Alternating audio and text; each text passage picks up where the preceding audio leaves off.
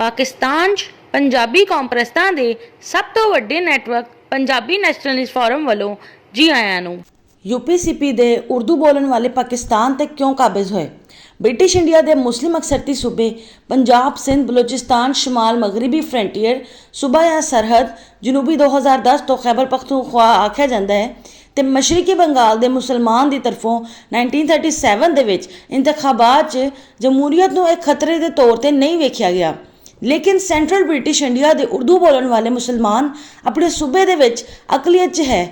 ਇਸ ਲਈ British India ਵਿੱਚ ਜਮਹੂਰੀਅਤ ਨੂੰ ਆਪਣੇ ਸਮਾਜੀ ਬਰਤਰੀ ਤੇ ਸਿਆਸੀ ਬਾਲਾਦਸਤੀ ਲਈ ਨੁਕਸਾਨ ਦਾ ਸਮਝਦੇ ਨੇ। ਜਮਹੂਰੀ ਇੰਡੀਆ ਵਿੱਚ ਖੁਦ ਨੂੰ ਨੁਕਸਾਨ ਤੋਂ ਬਚਾਉਣ ਵਾਸਤੇ ਇਹਨਾਂ ਨੇ ਆਲ ਇੰਡੀਆ ਮੁਸਲਿਮ ਲੀਗ ਦੀ ਕਿਆਦਤ ਤੇ ਕਾਬਜ਼ ਹੋਣਾ ਸ਼ੁਰੂ ਕਰ ਦਿੱਤਾ ਤੇ ਬ੍ਰਿਟਿਸ਼ ਇੰਡੀਆ ਨੂੰ ਮਜ਼ਹਬ ਦੀ ਬੁਨਿਆਦ ਤੇ ਤਕਸੀਮ ਕਰਨ ਦੀ ਤਹਿਰੀਕ ਸ਼ੁਰੂ ਕਰ ਦਿੱਤੀ ਤੇ ਬ੍ਰਿਟਿਸ਼ ਇੰਡੀਆ ਦੇ ਮੁਸਲਮਾਨ ਲਈ ਇੱਕ ਅਲੱਗ ਮੁਲਕ ਦੀ ਤਸ਼ਕੀਲ ਦਾ ਮੁਤਾਲਬਾ ਕਰਨਾ ਸ਼ੁਰੂ ਕਰ ਦਿੱਤਾ। ਦਰਅਸਲ ਸੈਂਟਰਲ ਬ੍ਰਿਟਿਸ਼ ਇੰਡੀਆ ਦੀ ਮੁਸਲਮਾਨ ਅਸ਼ਰਫੀਆਂ ਨੂੰ ਆਪਣੀ ਨਵਾਬੀ ਖਤਰੇ ਦੇ ਵਿੱਚ ਦਿਖਾਈ ਦੇਣ ਲੱਗੀ। ਇਸ ਲਈ ਸੈਂਟਰਲ ਬ੍ਰਿਟਿਸ਼ ਇੰਡੀਆ ਦੇ ਮੁਸਲਮਾਨ ਅਸ਼ਰਫੀਆਂ ਨੂੰ ਮਾਲੂਮ ਹੋਇਆ ਇਹ ਮੁਸਲਮਾਨ ਤੇ ਇੱਕ ਅਲੱਗਾ ਕੌਮ ਨੇ, ਨਹੀਂ ਤੇ ਇਹਨਾਂ ਦੇ ਆਬਾਓ ਅਜਦਾਦ 800 ਸਾਲ ਤੱਕ ਹਿੰਦੂਆਂ ਤੇ ਹੁਕਮਰਾਨੀ ਕਰਨ ਤੋਂ ਬਾਵਜੂਦ ਵੀ ਅਲੱਗਾ ਕੌਮ ਦੇ ਹੋਣ ਦਾ ਅਹਿਸਾਸ ਨਹੀਂ ਹੋਣ ਦਿੱਤਾ ਸੀ ਤੇ ਨਾ ਹੀ 1300 ਸਾਲ 'ਚ ਕਦੀ ਕਿਸੇ ਮੁਸਲਮਾਨ ਆਲਮ ਨੇ ਮੁਸਲਮਾਨਾਂ ਨੂੰ ਇੱਕ ਅਲੱਗਾ ਕੌਮ ਆਖਿਆ ਸੀ। ਸੈਂਟਰਲ ਬ੍ਰਿਟਿਸ਼ ਇੰਡੀਆ ਦੇ ਮੁਸਲਮਾਨ ਅਸ਼ਰਫੀਆਂ ਲਈ ਸਭ ਤੋਂ ਮੁਸ਼ਕਿਲ ਕੰਮ ਇਹ ਸੀ ਕਿ ਮੁਸਲਿਮ ਅਕਸਰਤੀ ਸੂਬਿਆਂ ਦੇ ਵਿੱਚ ਮੁਸਲਮਾਨਾਂ ਨੂੰ ਬ੍ਰਿਟਿਸ਼ ਇੰਡੀਆ ਦੇ ਮੁਸਲਮਾਨਾਂ ਲਈ ਇੱਕ ਅਲੱਗ ਮੁਲਕ ਦੀ ਤਸ਼ਕੀਲ ਦੀ ਹਿਮਾਇਤ ਕਰਨ ਲਈ ਕਿਸ ਤਰ੍ਹਾਂ ਕਾਇਲ ਕੀਤਾ ਜਾਏ। ਆਲ ਇੰਡੀਆ ਮੁਸਲਿਮ ਲੀਗ ਦੀ ਕਿਆਦਤ ਤੇ ਕਾਬਜ਼ ਸੈਂਟਰਲ ਬ੍ਰਿਟਿਸ਼ ਇੰਡੀਆ ਦੇ ਉਰਦੂ ਬੋਲਣ ਵਾਲੇ ਮੁਸਲਮਾਨਾਂ ਨੇ ਬ੍ਰਿਟਿਸ਼ ਇੰਡੀਆ ਦੇ ਮੁਸਲਮਾਨਾਂ ਦੇ ਇਤਿਹਾਦ ਨੂੰ ਮਜ਼ਬੂਤ ਤੇ ਮੰਜ਼ਮ ਕਰਨ ਲਈ ਮਿਸ਼ਨ ਦਾ ਇਬਤਦਾ ਕੀਤੀ ਤੇ ਇਸ ਦਾ ਭਰਪੂਰ ਚਰਚਾ ਸ਼ੁਰੂ ਕੀਤਾ ਕਿ ਬ੍ਰਿਟਿਸ਼ ਇੰਡੀਆ ਦੇ तमाम ਮੁਸਲਮਾਨ ਇੱਕ ਕੌਮ ਨੇ। ਨਾ ਸਿਰਫ ਇਹਨਾਂ ਦਾ ਮਜ਼ਹਬ ਇੱਕ ਹੈ ਬਲਕਿ ਇਹਨਾਂ ਦੀ ਜ਼ੁਬਾਨ ਵੀ ਇੱਕ ਹੈ ਤੇ ਇਹਨਾਂ ਦੀ ਸਕਾਫਤ ਵੀ ਇੱਕ ਹੈ ਤੇ ਸਿਆਸੀ ਮਫਾਦ ਵੀ ਇੱਕ ਹੀ ਹੈ। ਬਲਾਸ਼ਬਾ ਇੱਕ ਮਜ਼ਹਬ ਦੇਵਬੰਦੀ ਤੇ ਬਰੇਲਵੀ ਮਕਤਬ ਫਿਕਰ ਵਾਲਾ ਇਸਲਾਮੀ ਫਲਸਫਾ ਸੀ ਤੇ ਇੱਕ ਜ਼ੁਬਾਨ ਇਹਨਾਂ ਦੀ ਉਰਦੂ ਜ਼ੁਬਾਨ ਸੀ ਤੇ ਇੱਕ ਸਕਾਫਤ ਇਹਨਾਂ ਦੀ ਗੰਗਾ ਜਮਨਾ ਦੀ ਸਕਾਫਤ ਸੀ ਤੇ ਇੱਕ ਸਿਆਸੀ ਮਫਾਦ ਇਹਨਾਂ ਦਾ ਨਏ ਮੁਸਲਿਮ ਮੁਲਕ ਦੇ ਵਿੱਚ ਸੈਂਟਰਲ ਬ੍ਰਿਟਿਸ਼ ਇੰਡੀਆ ਦੇ ਉਰਦੂ ਬੋਲਣ ਵਾਲੇ ਮੁਸਲਮਾਨਾਂ ਨੂੰ ਬਰਤਰੀ ਹਾਸਿਲ ਹੋਣਾ ਸੀ। ਬ੍ਰਿਟਿਸ਼ ਇੰਡੀਆ ਦੀ ਤਕਸੀਮ ਕਰਕੇ 15 ਅਗਸਤ 1947 ਨੂੰ ਪਾਕਿਸਤਾਨ ਤੇ ਭਾਰਤ ਦੀਆਂ ਦੋ ਖੁਦ ਮੁਖਤਾਰ ਰਿਆਸਤਾਂ ਤਸ਼ਕੀਲ ਆਈਆਂ। 17 ਅਗਸਤ 1947 ਨੂੰ ਪੰਜਾਬ ਤਕਸੀਮ ਕਰਕੇ 17 ਅਜ਼ਲਾ ਪਾਕਿਸਤਾਨ ਦੇ ਤੇ 12 ਅਜ਼ਲਾ ਹਿੰਦੁਸਤਾਨ 'ਚ ਸ਼ਾਮਿਲ ਕਰ ਦਿੱਤੇ ਗਏ। ਪੰਜਾਬ ਤੇ ਪੰਜਾਬੀ ਕੌਮ ਦੀ ਤਕਸੀਮ ਦੀ ਵਜ੍ਹਾ ਤੋਂ ਪਾਕਿਸਤਾਨ ਨੂੰ ਮੁਸਲਮਾਨ ਪੰਜਾਬੀਆਂ ਦੇ ਮਸ਼ਰਕੀ ਪੰਜਾਬ ਦੇ ਦੂਜੀ ਤਰਫ ਹਿੰਦੂ ਪੰਜਾਬੀਆਂ ਤੇ ਸਿੱਖ ਪੰਜਾਬੀਆਂ ਦੀ ਮਗਰਬੀ ਪੰਜਾਬ ਤੋਂ ਮੁੰਤਕਿਲ ਹੋਣ ਦੀ ਵਜ੍ਹਾ ਨਾਲ ਮਸਾਇਲ ਤੇ ਮੁਸ਼ਕਿਲਾਂ ਦਾ ਸਾਹਮਣਾ ਕਰਨਾ ਪਿਆ। ਪੰਜਾਬੀ ਹਿੰਦੂ ਤੇ ਪੰਜਾਬੀ ਸਿੱਖ ਪੰਜਾਬ ਦੇ ਮਗਰਬੀ ਇਲਾਕੇ ਤੇ ਪੰਜਾਬ ਦੇ ਮਸ਼ਰਕੀ ਇਲਾਕੇ ਦੀ ਤਰਫ ਮੁੰਤਕਿਲ ਹੋਣ ਲੱਗੇ ਤੇ ਪੰਜਾਬੀ ਮੁਸਲਮਾਨ ਪੰਜਾਬ ਦੇ ਮਸ਼ਰਕੀ ਇਲਾਕੇ ਤੇ ਪੰਜਾਬ ਦੇ ਮਗਰਬੀ ਇਲਾਕੇ 'ਚ ਮੁੰਤਕਿਲ ਹੋਣ ਲੱਗੇ। ਪੰਜਾਬ ਦੀ ਤਕਸੀਮ ਤੇ 2 ਕਰੋੜ ਪੰਜਾਬੀਆਂ ਦੇ ਪੰਜਾਬ ਦੇ ਇੱਕ ਇਲਾਕੇ 'ਚੋਂ ਦੂਸਰੇ ਇਲਾਕੇ 'ਚ ਮੁੰਤਕਿਲ ਹੋਣ ਦੇ ਦੌਰਾਨ ਸ਼ੁਰੂ ਹੋਣ ਵਾਲੇ ਫਸਾਦਾਤ ਦੇ ਵਿੱਚ 20 ਲੱਖ ਪੰਜਾਬੀ ਮਾਰੇ ਗਏ। ਸਤੰਬਰ 1947 ਦੇ ਟਾਈਮ ਮੈਗਜ਼ੀਨ ਦੇ ਵਿੱਚ ਵੀ 10 ਲੱਖ ਪੰਜਾਬੀਆਂ ਦੇ ਕਤਲ ਦੇ ਅਦਾਦੋ ਸ਼ਮਾਰ ਦਿੱਤੇ ਗਏ। ਇਹ ਸਤੰਬਰ ਤੱਕ ਦੇ ਅਦਾਦੋ ਸ਼ਮਾਰ ਸੀ। ਅਕਤੂਬਰ ਤੱਕ ਦੀ ਤਾਦਾਦ 20 ਲੱਖ ਤੋਂ ਹੀ ਵੱਧ ਗਈ ਸੀ ਤੇ ਦੂਸਰੇ ਆਲਮੀ ਜੰਗ ਤੋਂ ਬਾਅਦ ਇਹ ਸਭ ਤੋਂ ਵੱਡੀ ਇਨਸਾਨੀ ਨਸਲਕਸ਼ੀ ਸੀ। UNHCR ਦਾ ਅੰਦਾਜ਼ਾ ਇਹ ਹੈ ਕਿ ਪੰਜਾਬ ਦੀ ਤਕਸੀਮ ਤੋਂ ਬਾਅਦ 1 ਕਰੋੜ 40 ਲੱਖ ਮੁਸਲਮਾਨ ਪੰਜਾਬੀ, ਹਿੰਦੂ ਪੰਜਾਬੀ ਤੇ ਸਿੱਖ ਪੰਜਾਬੀ ਬੇਘਰ ਹੋਏ। ਇਹ ਸਤੰਬਰ ਤੱਕ ਦੀ ਅਦਾਦੋ ਸ਼ਮਾਰ ਸੀ। ਅਕਤੂਬਰ ਤੋਂ ਬਾਅਦ ਅੱਗੇ ਤਾਦਾਦ 2 ਕਰੋੜ ਤੋਂ ਜ਼ਿਆਦਾ ਹੋ ਗਈ ਸੀ ਤੇ ਘੱਟ ਟਾਈਮ 'ਚ ਹੋਣ ਵਾਲੀ ਇਨਸਾਨੀ ਤਾਰੀਖ ਦੀ ਸਭ ਤੋਂ ਵੱਡੀ ਨਕਲ ਮਕਾਨੀ ਸੀ। ਪਾਕਿਸਤਾਨ ਦੀ ਤਸ਼ਕੀਲ ਦਾ ਮਕਸਦ ਇਸਲਾਮੀ ਤਾਲੀਮਾਤ ਦੇ ਮੁਤਾਬਿਕ ਮੁਆਸ਼ਰਾ ਤਸ਼ਕੀਲ ਦੇਣਾ ਸੀਗਾ। ਲੇਕਿਨ ਪਾਕਿਸਤਾਨ ਦੇ ਕਾਇਮ ਹੋਣ ਤੋਂ ਬਾਅਦ ਸਭ ਤੋਂ ਪਹਿਲੇ ਪਾਕਿਸਤਾਨ ਦੀ ਹੀ ਆਵਾਮ ਦੇ ਕੋਲੋਂ ਇਹਨਾਂ ਦੇ ਆਪਣੇ ਇਲਾਕਿਆਂ ਤੇ ਇਹਨਾਂ ਦੀ ਆਪਣੀ ਹੁਕਮਰਾਨੀ ਦਾ ਹੱਕ ਖੋਹ ਲਿਆ ਗਿਆ, ਜਿਸ ਵਾਸਤੇ ਸਾਹਬ ਨੇ 22 ਅਗਸਤ 1947 ਨੂੰ ਸਰਹੱਦ ਦੀ ਮੁੰਤਖਬ ਹਕੂਮਤ ਬਰਖਾਸਤ ਕਰ ਦਿੱਤੀ। ਜਿਨਾਹ ਸਾਹਿਬ ਦੀ ਹਦਾਇਤ ਦੀ ਰੋਸ਼ਨੀ ਵਿੱਚ 26 ਅਪ੍ਰੈਲ 1948 ਨੂੰ ਗਵਰਨਰ ਹਿਦਾਇਤੁੱਲਾ ਨੇ ਸਿੰਧ ਵਿੱਚ ਅਯੂਬ ਖੋੜੂ ਦੀ ਮੁੰਤਖਬ ਹਕੂਮਤ ਨੂੰ ਬਰਤਰਫ ਕਰ ਦਿੱਤਾ। ਲਿਆਕਤ ਅਲੀ ਖਾਨ ਨੇ ਇसी रवायत ਨੂੰ बरकरार रखते हुए बल्कि मजीद इजाफा करके 26 जनवरी 1949 ਨੂੰ पंजाब की मुंतखब असैंबली ਨੂੰ तहलील कर दिता। यानी मुल्क के वजूद के आन तो 1.5 साल के अंदर अंदर आवाम के मुंतखब करदा जमहूरी इदारियां के नुमाइंदियां नूं धरन तख्ता कर दिता। लियाकत अली खान ने गंगा जमुना सकाफत की शेरवानी ते पजामे नूं पाकिस्तान का कौमी लिबास करार दे के पाकिस्तान की सब तो वड्डी लसानी आबादी मशरकी पंजाब के बंगालियां के शदीद एहतजाज के बावजूद उत्तर प्रदेश की जुबान उर्दू नूं पाकिस्तानी कौमी जुबान करार दे के पाकिस्तान के उर्दू बोलन वाले हिंदुस्तानी मुहाजिरां लई समाजी गिरफ्त मजबूत करन दे हमवार कर दिती। 25 जनवरी 1949 ਨੂੰ पाकिस्तान की दूसरी वड्डी लसानी आबादी पंजाबी दे सूबे पंजाब की मुंतखब असैंबली ਨੂੰ तहलील करके पंजाब विच गवर्नर राज नाफिज करन तो बाद सोप च पैदा होने वाले पिशावर के रिहाइश पजीर ते अलीगढ़ दे विच पढ़न वाले एक काकड़ पठान सरदार अब्दुल नश्तर नूं पंजाब दा गवर्नर नामजद करके पाकिस्तान ते उर्दू बोलन वाले हिंदुस्तानी मुहाजिरां लई सियासी गिरफ्त मजबूत करन दी राह हमवार कर दिती। पाकिस्तान की सब तो वड्डी लसानी आबादी बंगाली ते पाकिस्तान की दूसरी वड्डी लसानी आबादी पंजाबी ते अपने समाजी ते सियासी गिरफ्त मजबूत करन तो बाद उत्तर प्रदेश दे विच वाक़या अलीगढ़ मुस्लिम यूनिवर्सिटी दारुल उलूम देवबंद दारुल उलूम नदवतुल उलमा ते बरेलवी मदरसियां तो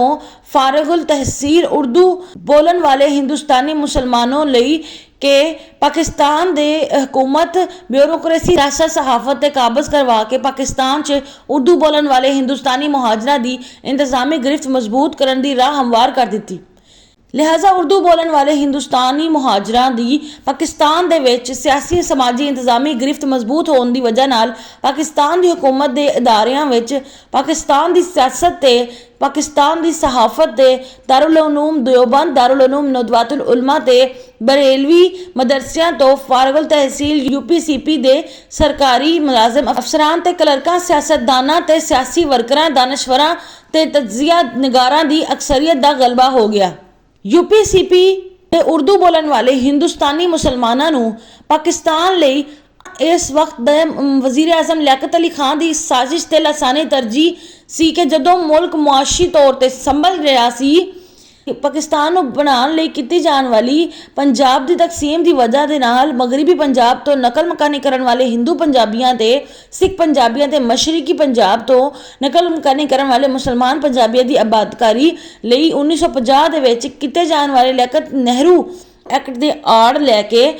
हिंदुस्तान दे विच पले पलाए मुहाजिरां नूं लिया के कराची ते हैदराबाद के नाल नाल पंजाब ते सिंध के वड्डे वड्डे शहरों में आबाद करना शुरू कर दिता। लियाकत अली खान दोनों तरफ मजहबी अकलीयतां दे तहफ़्फ़ुज़ दे लई लियाकत नेहरू मुआहदे ते दस्तखत करन लई 1950 दे विच भारत के वजीर आजम जवाहरलाल नेहरू दे नाल मुलाकात की, लेकिन अमली तौर ते इस भारत के सूबा उत्तर प्रदेश के उर्दू बोलन वाले आबादी के बड़े पैमाना दे विच पाकिस्तान दे विच मुंतकिली की सरपरस्ती करना शुरू कर दी। 1950 दे विच लियाकत नेहरू मुआहदे तो बाद भारत के सूबे उत्तर प्रदेश के उर्दू बोलन वालियां नूं पाकिस्तान च मुंतकिल करना शुरू कर दिता गया, जिस दी वजह नालों लाहौर रावलपिंडी मुल्तान कराची हैदराबाद ते पंजाब भी सिंध के देगर शहरों के विच उर्दू बोलन वाले हिंदुस्तान ते कब्जा करना शुरू कर दिता। हकीकत विच लियाकत नेहरू मुआहदे पंजाब की तकसीम की वजह दे नाल बेघर होने वाले पंजाबियां ते इन्हां दी जायदादां दी मुंतकिली वास्ते सी के दूसरे इलाकियां दी आवाम लई सी पंजाबी तो नकल मकानी ते जायदादां दी मुंतकिली लई मुतफक्का इलाके ते देगर इलाकियां नूं गैर मुतफक्का इलाका करार दिता गया। लेकिन पाकिस्तान के वजीर आजम की हैसियत के नाल लियाकत अली खान ने अपने आबाई सूबे के लोगों नूं लाहौर रावलपिंडी सरगोदा बहावलपुर मुल्तान हैदराबाद ते खसूसी कराची च आबाद करन दे लई लियाकत नेहरू मुआहदे नूं गलत तौर ते इस्तेमाल किया ते पंजाब ते सिंध के शहरों विच खास तौर ते पाकिस्तान के दारुल हुकूमत ते बंदरगाही शहर कराची नूं कंट्रोल करन लई वड्डे पैमाने ते उत्तर प्रदेश के लोगों नूं काबज करवा दिता। 1947 में सिर्फ UPCP के सियासतदान ब्यूरोक्रेसी ते इस्टैबलिशमेंट के लोग पाकिस्तान का इकतदार संभालने लई पाकिस्तान के दारुल हुकूमत कराची आए। 1948 में भारत के सूबे उत्तर प्रदेश के दारुल उलूम नदवतुल उलमा दारुल उलूम देवबंद ते बरेलवी मदारस के तलबा ते अलीगढ़ के मुस्लिम यूनिवर्सिटी के तलबा ने इन्हां दे अहले खाना नूं खसूसी तारकीन वतन करार दे के खसूसी ट्रेनां के जरिए पाकिस्तान ले आया गया। ਇਹਨਾਂ ਨੂੰ ਪਾਕਿਸਤਾਨ ਦੇ ਤਦਰੀਸੀ ਇਦਾਰਿਆਂ ਤੇ ਸਰਕਾਰੀ ਮਹਿਕਮਾਂ ਦੇ ਵਿੱਚ ਮੁਲਾਜ਼ਮਤ ਫਰਾਹਮ ਕੀਤੀਆਂ ਗਈਆਂ। ਅਲੀਗੜ੍ਹ ਮੁਸਲਿਮ ਯੂਨੀਵਰਸਿਟੀ ਦੇ ਤਲਬਾ ਨੂੰ ਪਾਕਿਸਤਾਨ ਦੀ ਬਿਊਰੋਕ੍ਰੇਸੀ ਦੇ ਇਸਟੈਬਲਿਸ਼ਮੈਂਟ ਦੇ ਵਿੱਚ ਆਲਾ ਅਹੁਦੇ ਦਿੱਤੇ ਗਏ। ਇਹਨਾਂ ਨੂੰ ਆਬਾਦ ਕਰਨ ਲਈ ਪਾਕਿਸਤਾਨ ਦੇ ਦਾਰੁਲ ਹਕੂਮਤ ਕਰਾਚੀ ਦੇ ਵਿੱਚ ਪਹਿਲੀ ਰਿਹਾਇਸ਼ੀ ਕਲੋਨੀ ਵਜ਼ੀਰ ਆਜ਼ਮ ਸਿੰਧ ਪੀਰ ਰਹਿਬ ਬਖਸ਼ 3 ਮਈ 1948 ਤੋਂ 4 ਮਈ 1939 ਤੱਕ PIB ਕਲੋਨੀ ਦੇ ਨਾਮ ਤੋਂ ਤਾਮੀਰ ਕੀਤੀ ਸੀ। ਸਤੰਬਰ 1948 ਵਿੱਚ ਪਾਕਿਸਤਾਨ ਲਈ ਪਹਿਲਾ ਕੋਟਾ ਸਿਸਟਮ ਵਜ਼ੀਰ ਆਜ਼ਮ ਲਿਆਕਤ ਅਲੀ ਖਾਨ ਨੇ ਮੁਤਾਰਫ ਕਰਾਇਆ ਤੇ ਇਸ ਨੇ ਸਰਕਾਰੀ ਮੁਲਾਜ਼ਮਤਾਂ ਦੇ ਵਿੱਚ ਭਰਤੀ ਲਈ ਇੱਕ ਇਲਾਕਾਈ ਸੂਬੇ ਮਾਡਲ ਮੁਤਾਰਫ ਕੀਤਾ। ਇਸ ਦੇ ਮੁਤਾਬਿਕ ਬੰਗਾਲ 42%, ਪੰਜਾਬ 23%, ਭਾਰਤ ਤੋਂ ਆਉਣ ਵਾਲੇ ਖਸੂਸੀ ਤਾਰਕੀਨ ਵਤਨ 15% ਤੇ ਕਰਾਚੀ ਲਈ 2% ਕੋਟਾ ਸੀ। ਦੂਸਰੇ ਸੂਬੇ ਸਿੰਧ, ਬਲੋਚਿਸਤਾਨ ਤੇ ਸੂਬਾ ਸਰਹੱਦ ਤੇ ਪਾਕਿਸਤਾਨ 'ਚ ਸ਼ਾਮਿਲ ਹੋਣ ਵਾਲੀਆਂ 11 ਰਿਆਸਤਾਂ ਲਈ 17% ਕੋਟਾ ਸੀ। ਬਾਅਦ ਵਿੱਚ ਨਵੰਬਰ 1939 'ਚ ਭਾਰਤ ਤੋਂ ਆਉਣ ਵਾਲੇ ਖਸੂਸੀ ਤਾਰਕੀਨ ਵਤਨ ਦੀ ਇਸਤੇਮਾਲ ਕਰਨ ਦੀ ਬਜਾਏ ਮੈਰਿਟ ਦਾ ਇਸਤੇਮਾਲ ਕੀਤਾ ਗਿਆ ਤੇ ਨਵਾਂ ਕੋਟਾ ਮੈਰਿਟ 20%, ਕਰਾਚੀ 2%, ਬੰਗਾਲ 40%, ਪੰਜਾਬ ਤੇ ਬਹਾਵਲਪੁਰ ਰਿਆਸਤ 23%, ਬਾਕੀ ਸੂਬੇ ਸਿੰਧ, ਬਲੋਚਿਸਤਾਨ, ਸੂਬਾ ਸਰਹੱਦ ਤੇ 10 ਰਿਆਸਤਾਂ 'ਚ 15% ਕਰ ਦਿੱਤਾ ਗਿਆ। 3 ਮੁਕੰਮਲ ਸੂਬਿਆਂ ਸਿੰਧ, ਬਲੋਚਿਸਤਾਨ, ਸੂਬਾ ਸਰਹੱਦ ਨੂੰ 15% ਕੋਟਾ ਦਿੱਤਾ ਗਿਆ ਤੇ ਉਰਦੂ ਬੋਲਣ ਵਾਲੇ ਹਿੰਦੁਸਤਾਨੀ ਮੁਹਾਜਰਾਂ ਨੂੰ ਮੈਰਿਟ ਦੇ ਨਾਮ ਤੇ 29% ਕੋਟਾ, ਜਦਕਿ ਕਰਾਚੀ ਲਈ 2% ਕੋਟਾ ਅਲੱਗ ਤੋਂ ਰੱਖ ਕੇ ਟੋਟਲ 22% ਕੋਟਾ ਦਿੱਤਾ ਗਿਆ। ਸਿਤਮ ਜ਼ਰਫੀ ਇਹ ਹੈ ਕਿ ਦਿਹੀ ਸਿੰਧ ਦੇ ਸ਼ਹਿਰਾਂ ਤੇ ਕਸਬਿਆਂ ਤੇ ਪੰਜਾਬ ਦੇ ਸ਼ਹਿਰਾਂ ਤੇ ਸ਼ਹਿਰੀ ਇਲਾਕਿਆਂ ਦੇ ਵਿੱਚ 1950 ਦੇ ਵਿੱਚ ਆਬਾਦ ਹੋ ਜਾਣ ਦੀ ਵਜ੍ਹਾ ਦੇ ਨਾਲ ਸਿੰਧ, ਬਲੋਚਿਸਤਾਨ, ਸੂਬਾ ਸਰਹੱਦ ਦਾ 15% ਕੋਟਾ ਤੇ ਬਹਾਵਲਪੁਰ ਰਿਆਸਤ ਸਮੇਤ ਪੰਜਾਬ ਦਾ 23% ਕੋਟਾ ਵੀ ਆਮ ਤੌਰ ਤੇ ਉਰਦੂ ਬੋਲਣ ਵਾਲੇ ਹਿੰਦੁਸਤਾਨੀ ਮੁਹਾਜਰਾਂ ਨੂੰ ਦਿੱਤਾ ਜਾਂਦਾ ਹੈ। ਭਾਰਤ ਦੇ ਸੂਬਾ ਉੱਤਰ ਪ੍ਰਦੇਸ਼ ਦੀ ਉਰਦੂ ਬੋਲਣ ਵਾਲੇ ਆਬਾਦੀ ਦੇ ਵੱਡੇ ਪੈਮਾਨੇ ਤੇ ਪਾਕਿਸਤਾਨ 'ਚ ਮੁੰਤਕਿਲ ਹੋਣ ਦੀ ਵਜ੍ਹਾ ਦੇ ਨਾਲ 1951 ਵਿੱਚ ਲਾਹੌਰ, ਰਾਵਲਪਿੰਡੀ, ਸਰਗੋਦਾ, ਮੁਲਤਾਨ, ਬਹਾਵਲਪੁਰ, ਹੈਦਰਾਬਾਦ, ਕਰਾਚੀ ਤੇ ਪਾਕਿਸਤਾਨ ਦੇ ਦੂਜੇ ਵੱਡੇ ਸ਼ਹਿਰਾਂ ਦੇ ਨਸਬੇ ਆਬਾਦੀ ਉਰਦੂ ਬੋਲਣ ਵਾਲੇ ਹਿੰਦੁਸਤਾਨੀ ਮੁਹਾਜਰਾਂ ਦੀ ਸੀ। ਪਾਕਿਸਤਾਨ ਬਣਾਉਣ ਵਾਸਤੇ ਜਦੋਂ ਪੰਜਾਬ ਨੂੰ ਤਕਸੀਮ ਕੀਤਾ ਗਿਆ ਤੇ ਪੰਜਾਬ ਦੇ ਮਗਰਬ ਦੇ ਤਰਫੋਂ ਤੋਂ ਹਿੰਦੂ ਪੰਜਾਬੀ ਤੇ ਸਿੱਖ ਪੰਜਾਬੀ ਆਪਣੇ ਤਮਾਮ ਖਾਨਦਾਨਾਂ ਸਮੇਤ ਪੰਜਾਬ ਦੇ ਮਸ਼ਰਕ ਦੀ ਤਰਫ ਮੁੰਤਕਿਲ ਹੋਏ ਤੇ ਪੰਜਾਬ ਦੇ ਮਸ਼ਰਕ ਦੀ ਤਰਫੋਂ ਮੁਸਲਮਾਨ ਪੰਜਾਬੀ ਆਪਣੇ ਤਮਾਮ ਖਾਨਦਾਨ ਸਮੇਤ ਮਗਰਬ ਦੀ ਤਰਫ ਮੁੰਤਕਿਲ ਹੋਏ। ਲੇਕਿਨ ਪਾਕਿਸਤਾਨ ਆਉਣ ਵਾਲੇ ਉਰਦੂ ਬੋਲਣ ਵਾਲੇ ਹਿੰਦੁਸਤਾਨੀਆਂ ਦੇ ਖਾਨਦਾਨ ਤੇ ਇੱਕ ਪਾਸੇ ਬਲਕਿ ਕਰਾਂਦੇ ਹੀ ਚੰਦ ਅਫਰਾਦ ਪਾਕਿਸਤਾਨ ਆ ਗਏ ਤੇ ਬਾਕੀ ਹਿੰਦੁਸਤਾਨ 'ਚ ਹੀ ਰਹੇ। ਇਸ ਲਈ ਪਾਕਿਸਤਾਨ ਤੇ ਕਾਬਜ਼ ਉਰਦੂ ਬੋਲਣ ਵਾਲੇ ਹਿੰਦੁਸਤਾਨੀਆਂ ਦੇ ਹਾਲੇ ਤੱਕ ਹਿੰਦੁਸਤਾਨ 'ਚ ਆਪਣੇ ਖਾਨਦਾਨ ਦੇ ਅਫਰਾਦ ਦੇ ਨਾਲ ਰਾਬਤੇ 'ਚ ਰਹਿੰਦੇ ਨੇ, ਜਿਸ ਦੀ ਵਜ੍ਹਾ ਦੇ ਨਾਲ ਪਾਕਿਸਤਾਨ ਦੇ ਖਿਲਾਫ ਸਾਜ਼ਿਸ਼ਾਂ ਕਰਨ ਤੇ ਭਾਰਤ ਦੀ ਆਲਾਕਾਰੀ ਦੇ ਵਿੱਚ ਆਸਾਨੀ ਰਹਿੰਦੀ ਹੈ। ਪਾਕਿਸਤਾਨ ਅਸਲ 'ਚ UPCP ਦੇ ਉਰਦੂ ਬੋਲਣ ਵਾਲੇ ਹਿੰਦੁਸਤਾਨੀ ਮੁਸਲਮਾਨਾਂ ਦੀ ਸ਼ਿਕਾਰਗਾਹ ਤੇ ਟ੍ਰਾਂਜ਼ਿਟ ਕੈਂਪ ਰਿਹਾ ਹੈ ਤੇ UPCP ਦੇ ਉਰਦੂ ਬੋਲਣ ਵਾਲੇ ਹਿੰਦੁਸਤਾਨੀ ਮੁਸਲਮਾਨ ਪਾਕਿਸਤਾਨ ਨੂੰ ਬਣਾਉਣ ਦਾ ਨਾਰਾ ਮਾਰ ਕੇ UPCP ਤੋਂ ਪਾਕਿਸਤਾਨ ਆਉਂਦੇ ਰਹੇ। ਪਾਕਿਸਤਾਨ ਤੇ ਇਸਲਾਮਾਬਾਦ ਲਿਬਾਦਾ ਓੜ ਕੇ ਪਾਕਿਸਤਾਨ ਦੀ ਸਿਆਸਤ, ਸਹਾਫਤ, ਹਕੂਮਤ, foreign affairs, civil bureaucracy, military establishment ਤੇ ਵੱਡੇ ਸ਼ਹਿਰ ਤੇ ਕਾਬਜ਼ ਹੁੰਦੇ ਰਹੇ ਤੇ ਪਾਕਿਸਤਾਨ ਦੇ ਦੁਸ਼ਮਣਾਂ ਦੇ ਏਜੰਡੇ ਤੇ ਅਮਲ ਕਰਕੇ ਪਾਕਿਸਤਾਨ ਨੂੰ ਬਰਬਾਦ ਕਰਕੇ ਪਾਕਿਸਤਾਨ ਦੀ ਅਸਲ ਕੌਮਾਂ ਪੰਜਾਬੀ, ਸਿੰਧ, ਪਠਾਨ, ਬਲੋਚ ਨੂੰ ਤਬਾਹ ਕਰਕੇ ਪਾਕਿਸਤਾਨ ਵਿੱਚੋਂ ਲੁੱਟ ਮਾਰ ਕਰਨ ਤੋਂ ਬਾਅਦ ਅਮਰੀਕਾ, ਬਰਤਾਨੀਆ, ਮੁਤਹਿਦਾ ਅਰਬ ਅਮਾਰਤ ਨੂੰ ਆਪਣਾ ਮੁਸਤਕਿਲ ਠਿਕਾਣਾ ਬਣਾਉਂਦੇ ਰਹੇ। ਦਰਅਸਲ 1950 ਦੇ ਵਿੱਚ ਲਿਆਕਤ ਨਹਿਰੂ ਐਕਟ ਦੇ ਹੁੰਦੇ ਹੀ ਇੰਡੀਆ ਨੇ 2 ਮਾਰ ਪਲੈਨਿੰਗ ਕੀਤੀ ਸੀ ਤੇ ਇਨ੍ਹਾਂ ਉਰਦੂ ਬੋਲਣ ਵਾਲੇ ਹਿੰਦੁਸਤਾਨੀਆਂ ਨੂੰ ਇੱਕ ਸਾਜ਼ਿਸ਼ ਦੇ ਤਹਿਤ ਪਾਕਿਸਤਾਨ ਭੇਜਿਆ ਗਿਆ ਸੀ। ਪਾਕਿਸਤਾਨ ਦੀ ਪੰਜਾਬੀ, ਸਿੰਧ, ਪਠਾਨ, ਬਲੋਚ ਆਵਾਮ ਦੀਆਂ ਨੇ ਅੱਖਾਂ ਬੰਦ ਕੀਤੀਆਂ ਰੱਖੀਆਂ ਤੇ ਮੁਲਕ ਦੀ ਰੀੜ੍ਹ ਦੀ ਹੱਡੀ ਕਰਾਚੀ ਤੇ ਇੰਡੀਅਨ ਏਜੰਡੇ ਦਾ ਕਬਜ਼ਾ ਹੋ ਗਿਆ। ਬੈਨ ਅਲ-ਅਕਵਾਮੀ ਰਵਾਬਤ ਹੋਣ ਦੀ ਵਜ੍ਹਾ ਦੇ ਨਾਲ ਪਾਕਿਸਤਾਨ ਦੇ ਦੁਸ਼ਮਣਾਂ ਦੇ ਨਾਲ ਸਾਜ਼ਬਾਜ਼ ਕਰਕੇ ਪਾਕਿਸਤਾਨ ਦੇ ਅੰਦਰ ਸਾਜ਼ਿਸ਼ਾਂ ਕਰਨਾ ਤੇ ਬੈਨ ਅਲ-ਅਕਵਾਮੀ ਅਮੂਰ ਦੇ ਵਿੱਚ ਦਲਾਲੀ ਕਰਨਾ UPCP ਦੇ ਉਰਦੂ ਬੋਲਣ ਵਾਲੇ ਹਿੰਦੁਸਤਾਨੀ ਮੁਹਾਜਰਾਂ ਦਾ ਪਸੰਦੀਦਾ ਮਸ਼ਗਲਾ ਸੀ, ਕਿਉਂਕਿ ਸ਼ਹਿਰੀ ਇਲਾਕਿਆਂ ਸਿਆਸਤ, ਸਹਾਫਤ, ਸਨਅਤ, ਤਿਜਾਰਤ, ਸਰਕਾਰੀ ਅਹੁਦੇਦਾਰੀਆਂ ਤੇ ਤਾਲੀਮੀ ਮਰਾਕਜ਼ ਵਿੱਚ ਇਨ੍ਹਾਂ UPCP ਦੇ ਉਰਦੂ ਬੋਲਣ ਵਾਲੇ ਹਿੰਦੁਸਤਾਨੀ ਮੁਹਾਜਰਾਂ ਦਾ ਕੰਟਰੋਲ ਸੀ। ਇਸ ਲਈ ਆਪਣੀ ਗੱਲਾਂ ਮਨਵਾਉਣ ਲਈ ਹੜਤਾਲਾਂ, ਜਲਾਓ ਘਿਰਾਓ ਤੇ ਜਲਸੇ ਜਲੂਸਾਂ ਵਿੱਚ ਹਰ ਵਕਤ ਮਸਰੂਫ ਰਹਿੰਦੇ ਨੇ। ਪੰਜਾਬੀ ਸਿੰਧੀ ਪਠਾਨ ਬਲੋਚ ਵਿੱਚੋਂ ਕੋਈ ਵੀ ਇੰਨਾ ਅੱਗੇ ਗਰਦਨ ਉਠਾਉਣ ਦੀ ਕੋਸ਼ਿਸ਼ ਕਰਦਾ ਤੇ ਉਹਦੇ ਗਲੇ ਪੈ ਜਾਂਦੇ ਸੀ। ਉਹਨੂੰ ਹਿੰਦੂ ਏਜੰਡੇ ਤੇ ਇਸਲਾਮ ਦਾ ਮੁਖਾਲਫ ਤੇ ਪਾਕਿਸਤਾਨ ਦਾ ਦੁਸ਼ਮਣ ਬਣਾ ਦਿੰਦੇ ਸੀ। ਉਰਦੂ ਬੋਲਣ ਵਾਲੇ ਹਿੰਦੁਸਤਾਨੀ ਜਦੋਂ ਨਾਰਾ ਲਾਉਂਦੇ ਸੀ ਜੇ ਪਾਕਿਸਤਾਨ ਫਰਸਟ ਤੋਂ